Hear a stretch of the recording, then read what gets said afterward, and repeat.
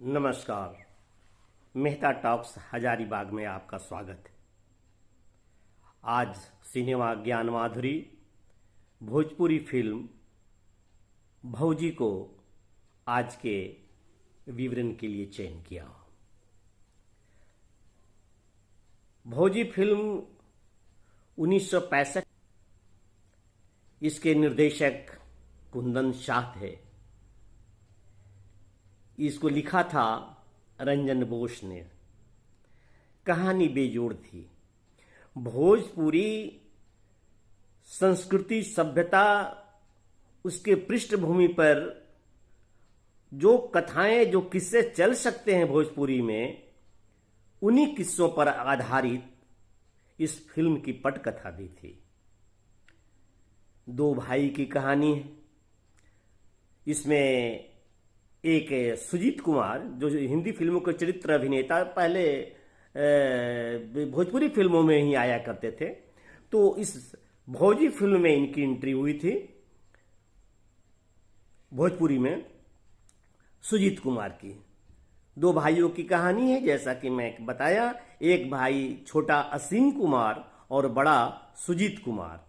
Heroine कुमकुम सुजीत कुमार के साथ, और छोटा भाई असीम कुमार के साथ अभिनेत्री इंद्राणी मुखर्जी रही होगी, क्योंकि भौजी फिल्म से संबंधित कोई भी मटेरियल नहीं मिलता है।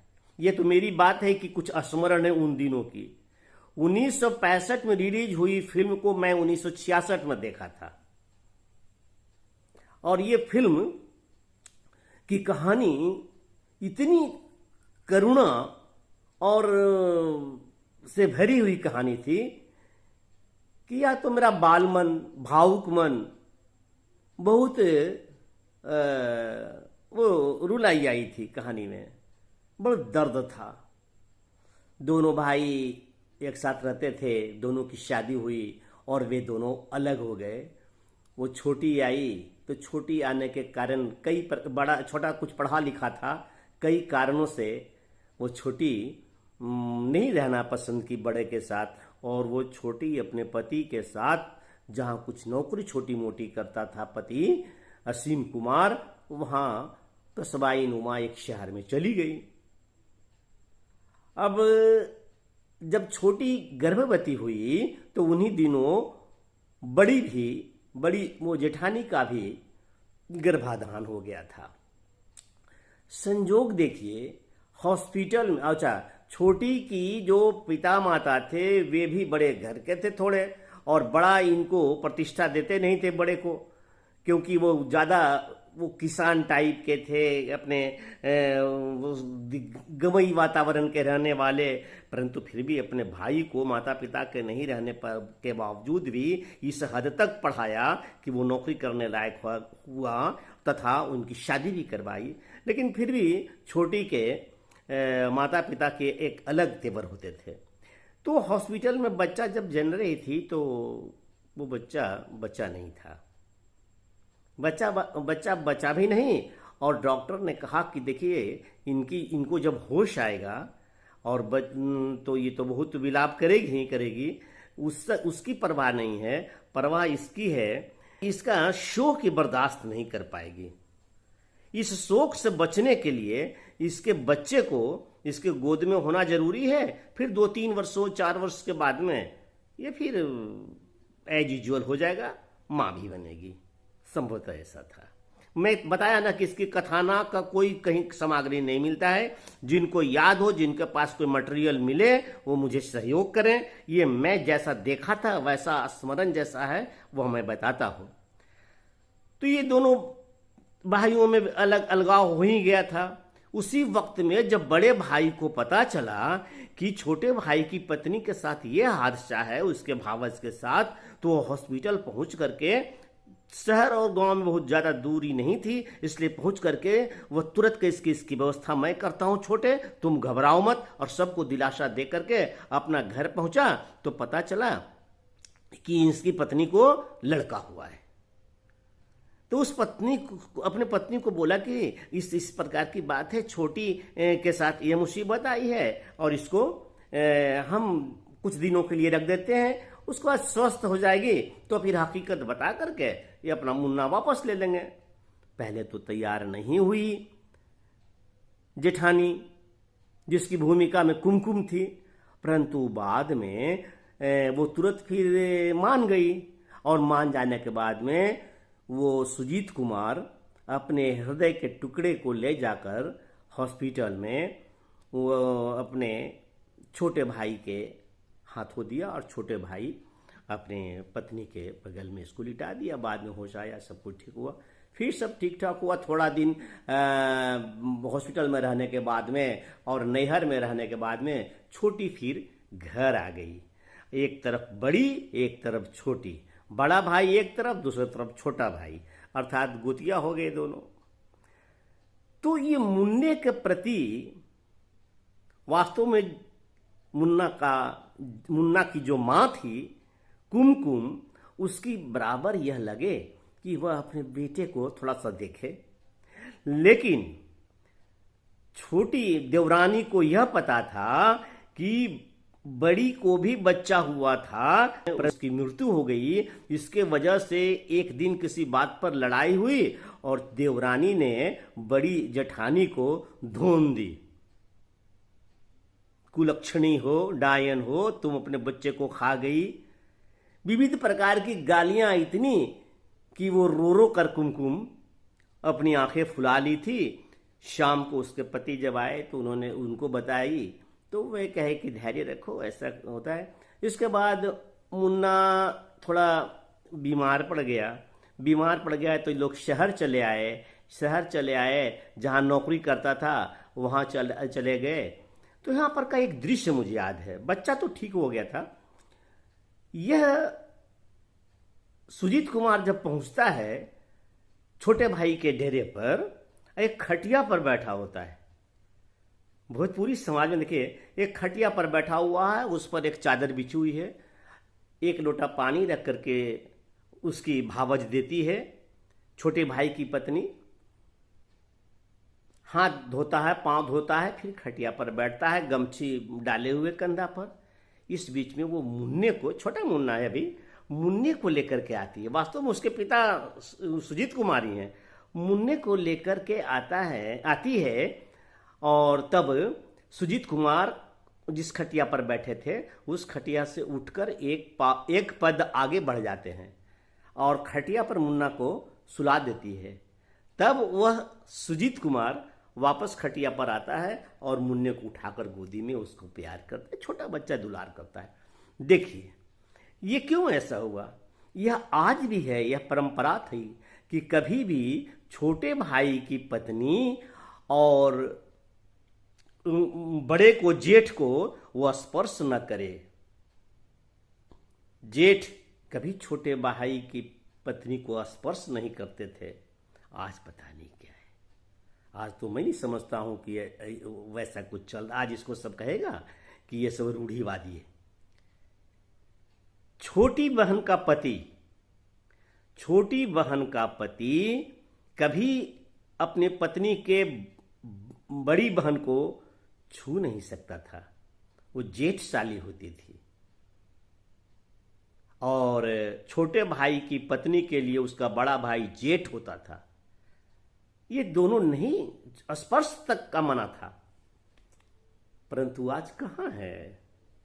होगा तो हमें बताइएगा कि है कहीं ऐसा चलता है, कमेंट्स में दीजिएगा।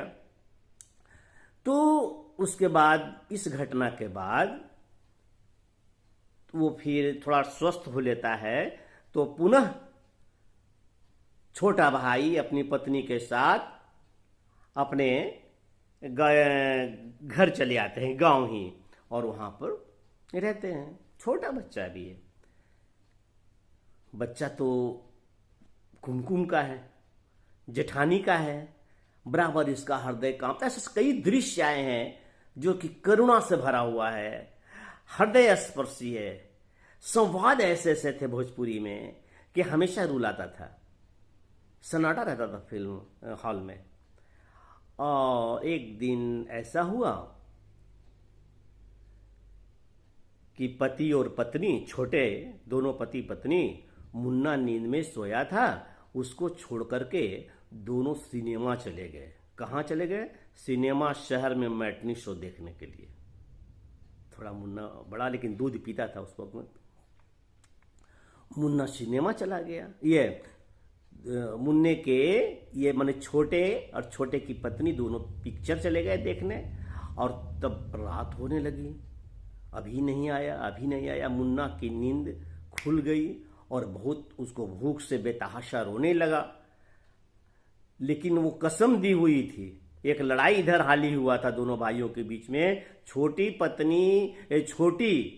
और ये असीम कुमार में, ये जो दोनों में असीम कुमार इससे जो लड़ी थी भाभी के साथ, भौजी के साथ, तो उसने कसम दिया हुआ था कि खबरदार तुम मेरे मुन्ने को जो देखी और इधर कभी आई, इसे वो लकीर के तड़प कर या दीवार फान कर, जो बंटवारे का था।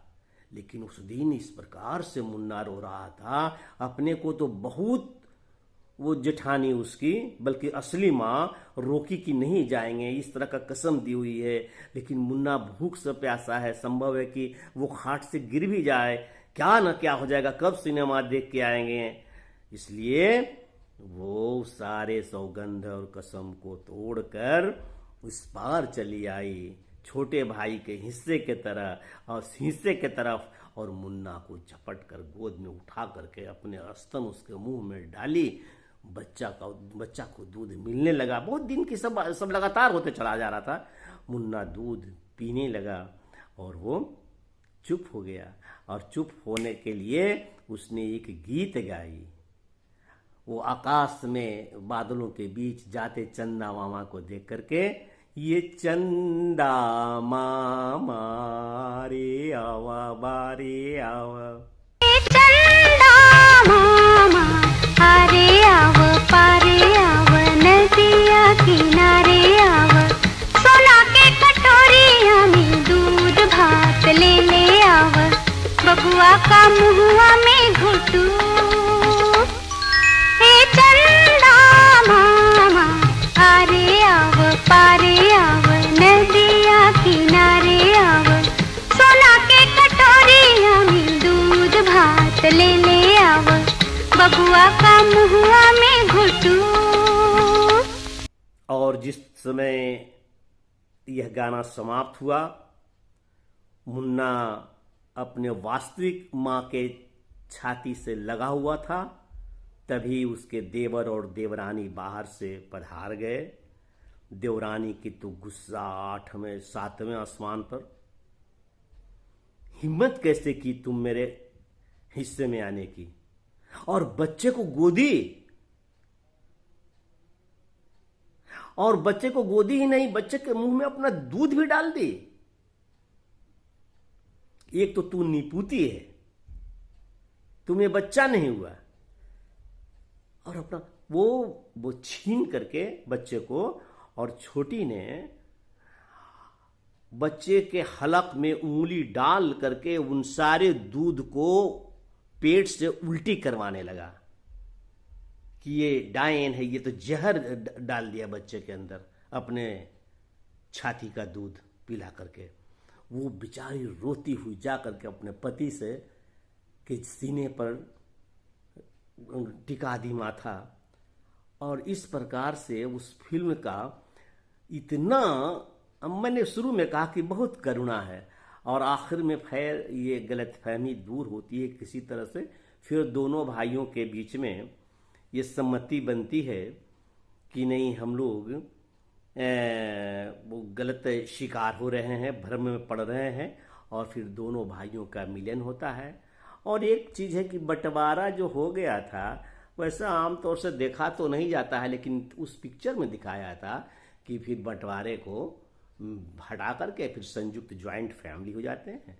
इस प्रकार से सुखी सुखी, और बहुत सा उसमें से मटेरियल्स है। तिवारी का भी रोल है, बहुत अच्छा है, किस प्रकार से वो दुकान बिकवा देता है, बड़े के दुकान चलता था, उस दुकान को बिकवा देता है, दूसरे के हाथ में दिलवा देता है। तो खैर वो कभी भोजी फिल्म मिले या फिर इस पर गूगल पर फिल्म गूगल करके देखिए, जो शायद फिल्म मिले, पूरी फिल्म तो आप देखिए, तो ये शायद अच्छा लगे। तो ठीक, आज इस पता नहीं आनंद आया होगा कि नहीं, अच्छा लगा होगा तो कहिएगा कि कैसा रहा, चूँकि कोई मटेरियल तो मेरे पास था नहीं। तो आप शेयर कीजिए, सब्सक्राइब कीजिए और बेल आइकन अवश्य दबाइए और निश्चित रूप से कमेंट्स दीजिए, शेयर कीजिए। और इन्हीं शब्दों के साथ बहुत बहुत धन्यवाद, नमस्कार।